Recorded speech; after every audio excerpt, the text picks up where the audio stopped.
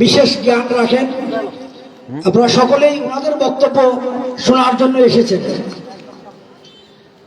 মাঝখানে আমাদের কথাবার্তা আসলে বিরক্তির কারণ। আমি আজকের উপস্থিত মুসল্লিয়ান,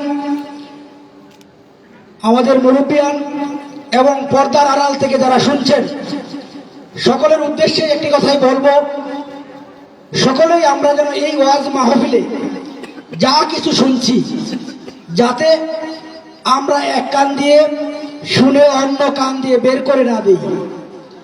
আমরা যাতে এগুলো আমল করি এবং আমাদের দৈনন্দিন জীবনে সেগুলোকে ব্যবহার করি, তাহলেই আজকের এই মাহফিলের সৌন্দর্য এবং মাহফিলের সফলতা আসবে।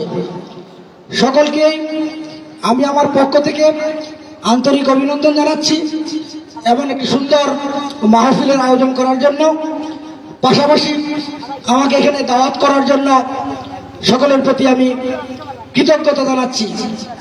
সকল মুসল্লিয়ানের প্রতি আমি এবং আমাদের এই গ্রামের অনেকেই যারা দুর্যোগময় অবস্থানে আছেন, আপনারা জানেন অত্র ইউনিয়নের চেয়ারম্যান সেও জেল হাজতে আছে দীর্ঘদিন যাবৎ, পাশাপাশি আরো 5 জন জেল হাজতে আছেন, তাদের যাতে আশু মুক্তি হয় সেজন্য সকলে দোয়া করবেন, আমার জন্য দোয়া করবেন।